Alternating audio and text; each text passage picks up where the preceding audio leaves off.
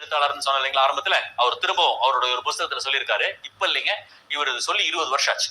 20 வருஷத்துக்கு முன்னாடி என்ன சொன்னார் அப்படின்னு கேட்டீங்கன்னா, உலகம் தோன்றியது கற்காலம் அப்படின்னு தான் உலகம் தோன்றுச்சு. Stone age. உலகம் வந்து கற்காலம் தான் தோணுச்சு. ஏன் அதை கற்காலம் அப்படின்னு சொன்னாங்க அப்படின்னு சொல்லிச்சுன்னா, மனுஷன் உணவை தேடி போகணும் அப்படின்னு சொல்லிச்சுன்னா அவன் கையில கல்லு வேணும். அவனுக்கு காய்கறியா இருந்தாலும் பழங்களா இருந்தாலும் சரி, இல்ல ஒரு மிருகமா இருந்தாலும் சரி, அவன் அடிச்சு சாப்பிடுறதுக்கு அவனோட ஆயுதம் வந்து கல்லு தான். ஒரு இடத்துக்கு ஒரு இடத்துக்கு மூவ் பண்ணும் அப்படின்னா கல்லு தான். ஆயுதமும் கல்லுதான், மூவ்மெண்ட்டும் கல்லுதான். உரைச்சு தீ வச்சு வேக வைக்கணும்னாலும் அதுவும் 2 கல்ல உரைச்சுதான். சோ கற்காலம், உலகம் தோன்றியது கற்காலம். அப்படிதான் உலகம் தோணுச்சுங்க. உலகம் தோணுனதுக்கு அப்புறம் பாத்தீங்க அப்படின்னு சொல்லிச்சுன்னா, மனுஷன் யோசிக்க ஆரம்பிச்சான், பரிணாம வளர்ச்சி அடைஞ்சான். மனுஷன் யோசிக்க என்ன நினைச்சானா, என்னடா அது நம்ம ஏன் கல்லை தூக்கிட்டு மிருகத்தை பின்னாடி போகணும்?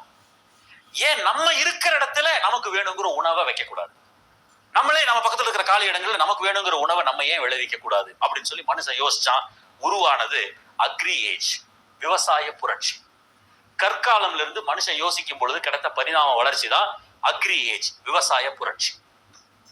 விவசாய புரட்சி நடந்துட்டு இருக்க விவசாயத்துல எல்லாரும் கான்சென்ட்ரேட் பண்ணி போயிட்டு இருக்க மனுஷன் யோசிக்க ஆரம்பிச்சான். என்னடா அது, நம்ம மட்டுமே செஞ்சு நம்ம மட்டுமே சாப்பிடுறோமே, ஏன் நம்ம செஞ்சதை அடுத்தவங்களுக்கு கொடுத்து இதை ஒரு வியாபாரமா பண்ணக்கூடாது அப்படின்னு சொல்லி யோசிச்சான். உருவானது இண்டஸ்ட்ரியல் ஏஜ். தனக்கு செஞ்சு தனக்கு போனது போக மிச்சம் இருக்கிறத ஏன் வியாபாரமா பண்ணக்கூடாதுன்னு நினைச்சா உருவானது இண்டஸ்ட்ரியல் ஏஜ். மேனுஃபேக்சரிங் இண்டஸ்ட்ரீஸ் எல்லாம் நிறைய உருவாக ஆரம்பிச்சதுங்க. இண்டஸ்ட்ரியல் ஏஜ் வந்தது. திரும்பவும் மனுஷன் யோசிக்க ஆரம்பிச்சான். இண்டஸ்ட்ரியல் ஏஜுக்கு அடுத்தது உருவானதுதான் இன்னைக்கு நம்ம பார்த்துட்டு இருக்கக்கூடிய IT age, information technology age. இல்ல இப்ப நான் ஒரு விஷயம் கேட்கிறேன், திங்க் பண்ணி பாருங்க. உலகம் வந்து கற்காலம் அப்படின்னு தோன்றுச்சு. கற்காலம் மறைஞ்சு அக்ரி ஏஜ் வந்தது, விவசாய புரட்சி வந்தது. விவசாய புரட்சி மறைஞ்சு வியாபார புரட்சி வந்தது, இண்டஸ்ட்ரியல் ஏஜ் வந்தது. வியாபார புரட்சி மறைஞ்சு இன்னைக்கு ஐடி ஏஜ் வந்திருக்கு. சரிங்களா? காமன் சென்ஸ்ல யோசிப்போம்.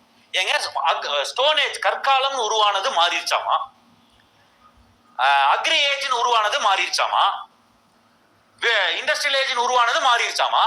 அப்ப இன்னைக்கு இருக்கிற இந்த ஐடி ஏஜ் மட்டும் நிரந்தரமா நிக்குமா?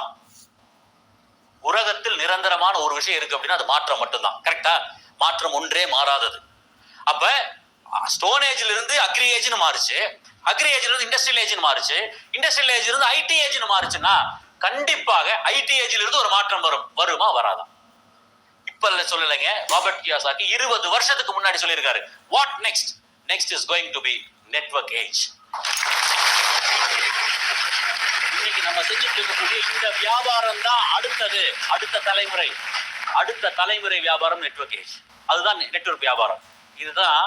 இதுக்கான ப்ரூஃப் தான் சென்ட்ரல் கவர்மெண்ட்டுக்கு 2015ஆம் ஆண்டு ஃபிக்கி அண்ட் கேபிஎம்ஜி சப்மிட் பண்ண ரிப்போர்ட். 2025ஆம் ஆண்டுல இந்திய வர்த்தகத்துல 35% நெட்வொர்க் மார்க்கெட்டிங் சுத்தி இருக்க போகுதுன்னு சொல்லியிருக்காங்க.